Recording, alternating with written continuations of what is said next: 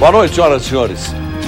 Começou hoje no Rio de Janeiro a propalada Conferência da ONU para a Preservação do Meio Ambiente, também chamada de Conferência pelo Desenvolvimento Sustentável, também denominada Rio+20, em alusão ao anterior mega evento ocorrido em 1992, que tratava de convocar governos e povos para a proteção do ambiente natural. Tanto lá como agora, mais de uma centena de chefes de Estado e de governo estarão presentes, além de celebridades mundiais. A agenda da conferência é muito ampla em suas metas e propostas, mas ocorre num momento de crises econômicas profundas, justamente em países muito ricos, ou que eram ricos, onde se salienta hoje desemprego e dívidas, fatores que chegam a pôr em dúvida a prioridade desses países na questão da sustentabilidade. As opiniões de especialistas divergem sobre os prováveis resultados da Rio+20, razão porque também é o questionamento principal do Conversas Cruzadas que está começando. Nós não consideramos que o respeito ao meio ambiente só se dá em fase de expansão do ciclo econômico. Pelo contrário, nós consideramos que um posicionamento pró-crescer, incluir, preservar e conservar é parte intrínseca de uma concepção de desenvolvimento.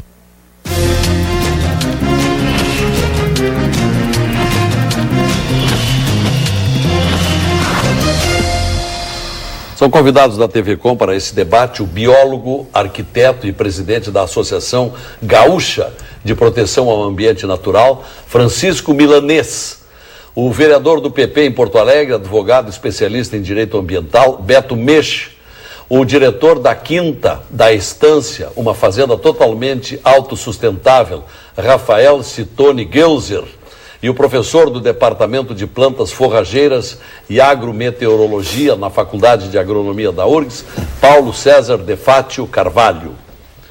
O nosso programa tem o patrocínio de Funerárias Reunidas, carinho, respeito e honestidade, Sicredi, gente que coopera, constrói um mundo melhor, CIE, ações sociais que transformam, e Sistema Fê Comércio. Com você a gente faz a economia girar. A agenda empresarial do Conversas Cruzadas é um oferecimento de Merigo Estruturas Metálicas, fazendo parte da sua história. O nosso telespectador, como de hábito, pode enviar a sua opinião sobre o tema para o e-mail conversas.cruzadas@tvcom.com.br ou pelo Twitter, @conversacruzada. E a opinião do nosso telespectador tem aqui o patrocínio da vinícola Laurentia Vinhedos do Brasil. Nossos convidados estão se preparando para viajar para Rio+20 e vamos começar pelo biólogo da Associação Gaúcha de Proteção ao Ambiente Natural, Francisco Milanês, nos antecipando o seu ponto de vista, suas expectativas, no que vai dar essa Rio+20. Boa noite. Boa noite, Lazier, é um prazer estar aqui.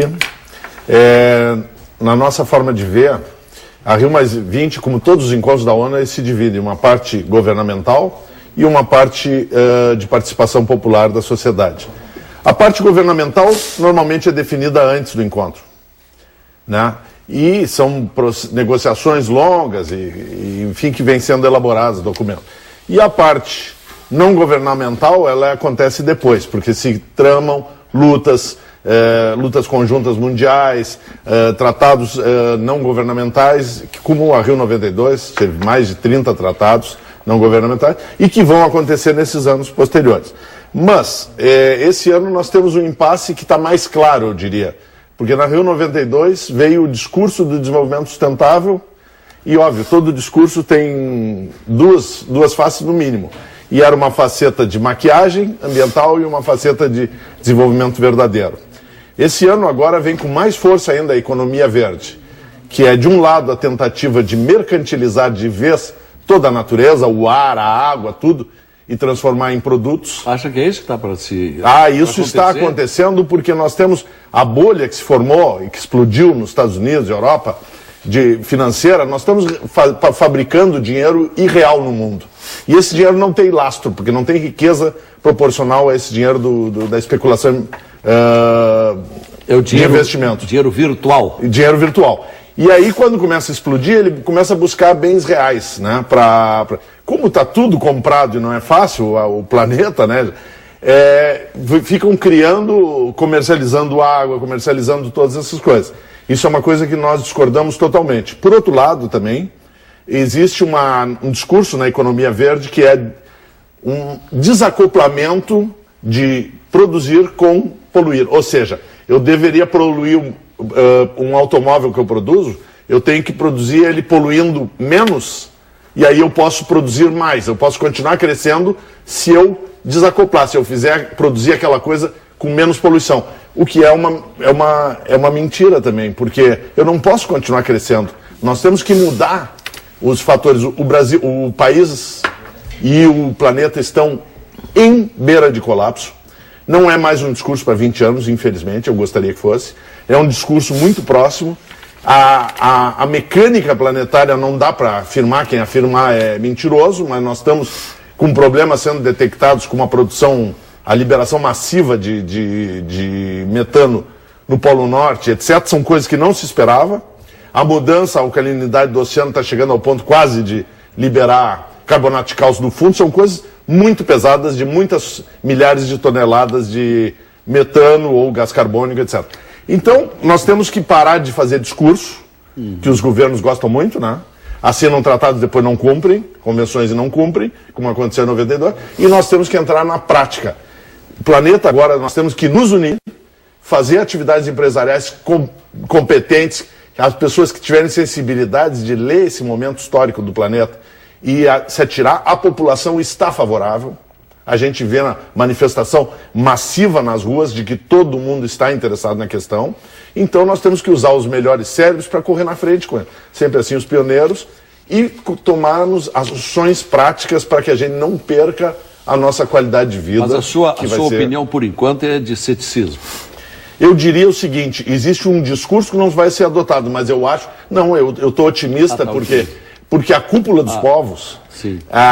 as coisas que vão sair de agora, a internet está nos dando uma velocidade de luta, uma capacidade. Veja-se as manifestações no Wall Street e outras coisas no mundo inteiro. Sim. Nós estamos começando, em horas, às vezes, a gente consegue fazer uma manifestação muito estruturada e forte, ao ponto de...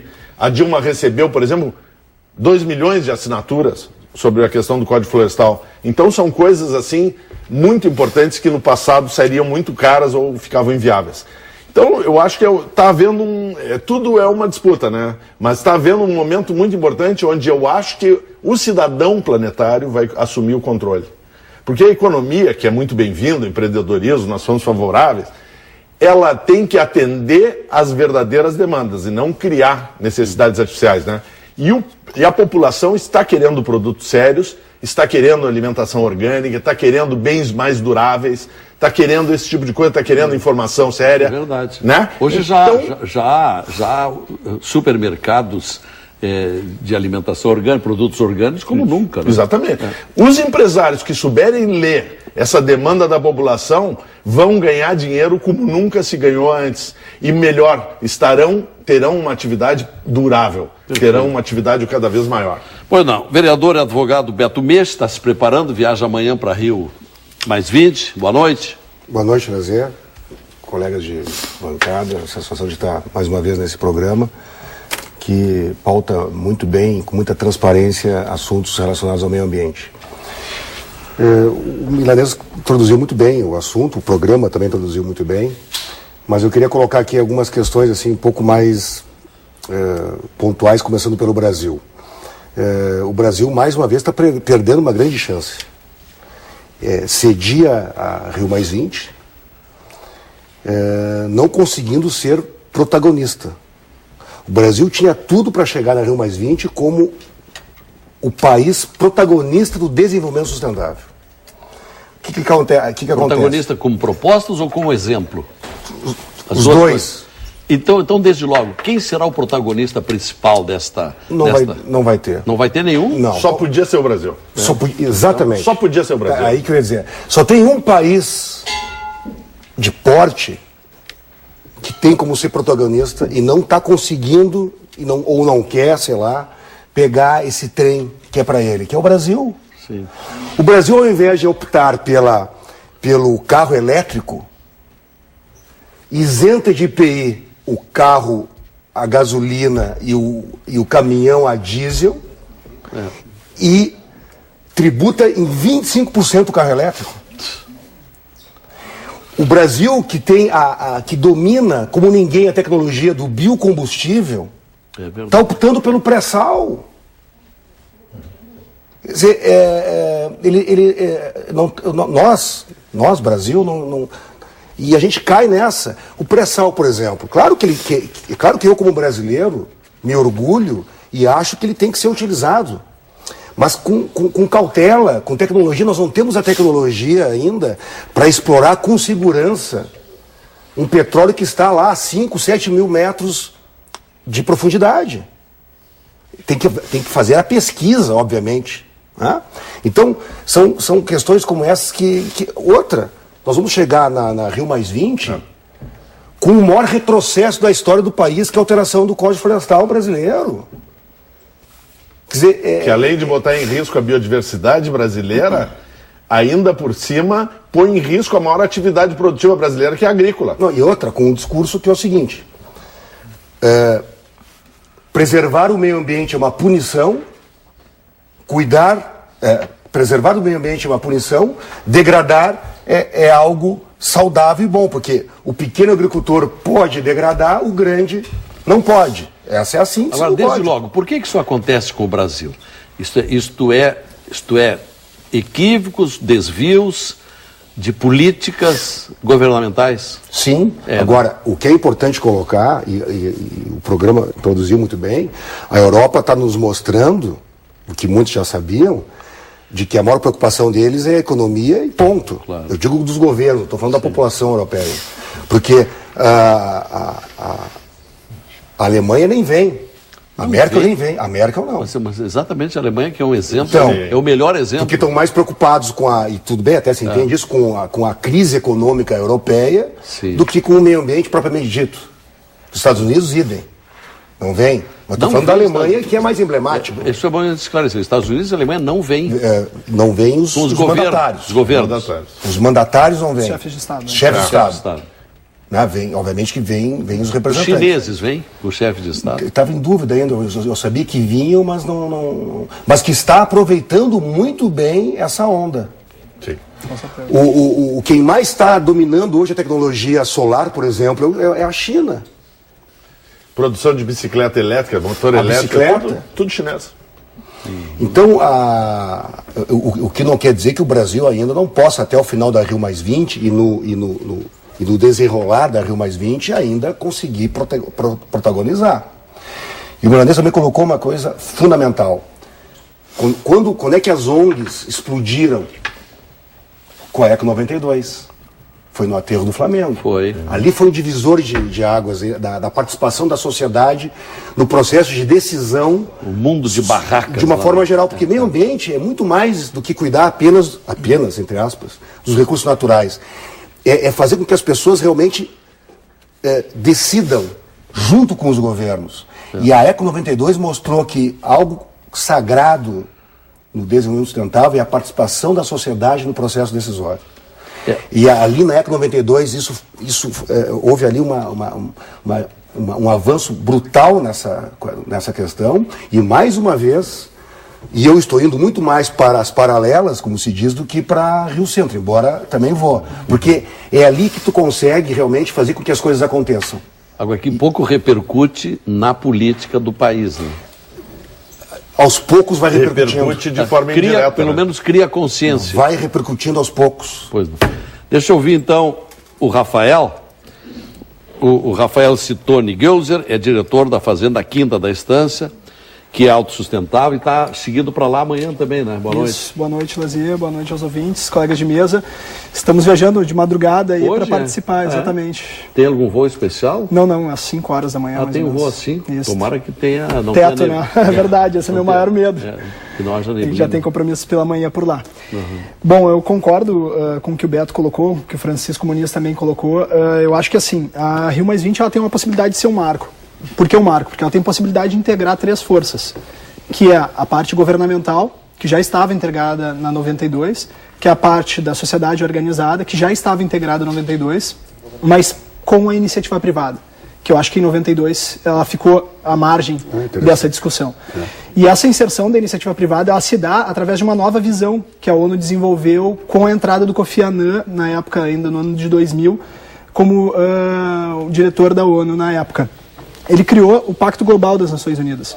O Pacto Global das Nações Unidas, ele foi exatamente uma proposta para a inserção da iniciativa privada, percebendo que os governos não estavam conseguindo a mobilização da sociedade, percebendo que sem a iniciativa privada não seria possível o desenvolvimento sustentável do planeta e a disseminação desses conceitos de desenvolvimento sustentável. E isso é verdade, né? E é fato. Claro. É impossível tu conseguir trabalhar desenvolvimento sustentável sem ter a iniciativa privada engajada nisso. Claro. São forças distintas puxando para sentidos opostos e tu acaba não otimizando resultados e tendo o que a gente percebeu hoje, que houve avanços de 92 para cá, houveram, mas avanços tímidos. Qual foi o maior avanço, na sua opinião, de 92 para cá? Eu acho que foi exatamente a disseminação do conceito da gestão e do desenvolvimento sustentável para a população em geral. Tá. Porque antigamente, antes de 92, isso eram cúpulas que conheciam isso. A partir de 92, tu conseguiu inserir para o cidadão comum essas informações, e a partir daí ele vai poder mudar dentro de casa hábitos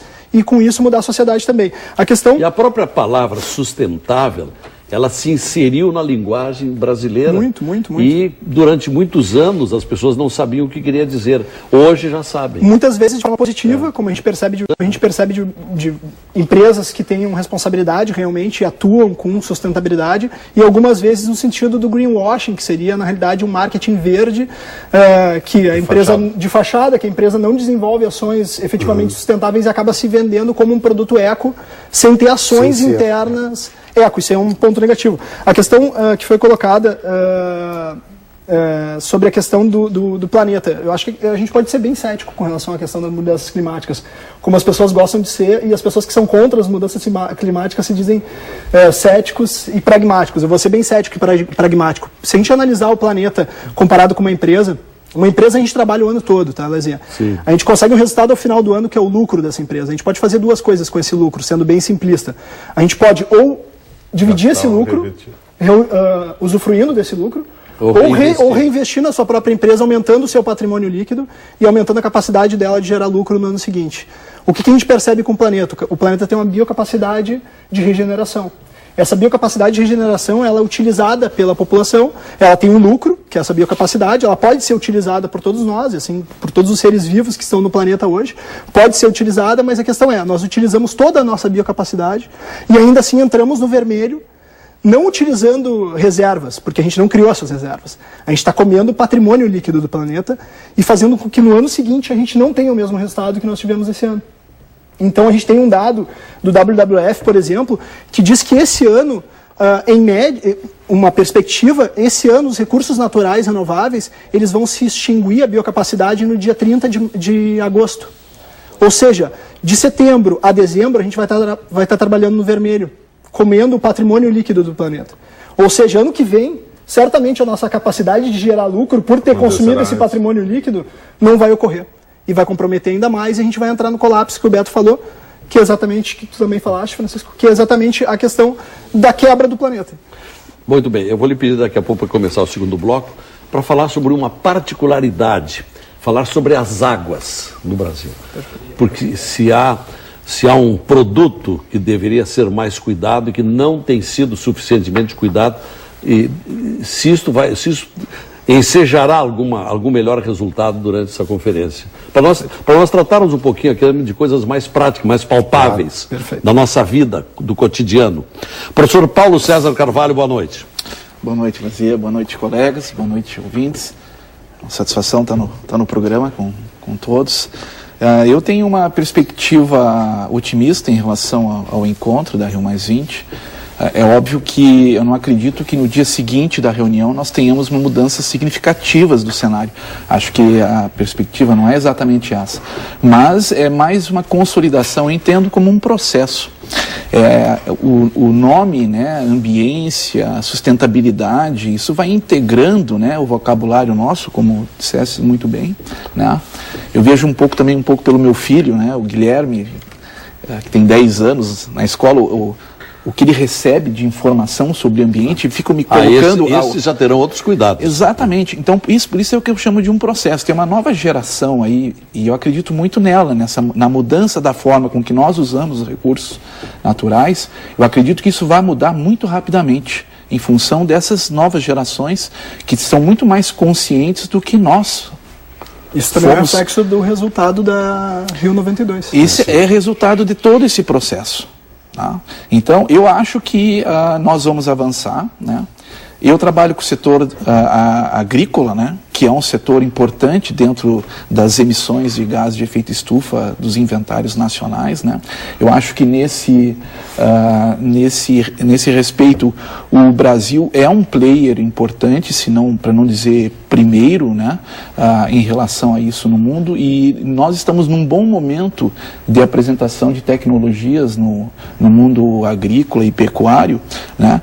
Que significam avanços em produção com diminuição de emissões. Nós temos bastante informações hoje do mundo científico que apontam nesse sentido, e temos até uma certa liderança em algumas áreas de conhecimento, né? Então tudo isso chega em momentos interessantes, e existem coisas bem interessantes e palpáveis para se mostrar, para ter como exemplo, né? No setor agrícola e pecuário. Pois não. Eu vou lhe deixar uma pergunta também para falar no segundo bloco nosso. Há coisa de 5 ou 6 anos, quando a financeira Goldman Sachs criou a expressão BRIC, ela colocou Brasil, Rússia, Índia e China. Agora, há pouco tempo, veio se adicionar mais a África do Sul. Esses 5 países, dá para esperar, por tudo que se está vendo, de algum deles, um movimento com prioridade para a preservação do meio ambiente? Porque eles são referências no mundo atualmente. Isso na volta. Vamos ao intervalo.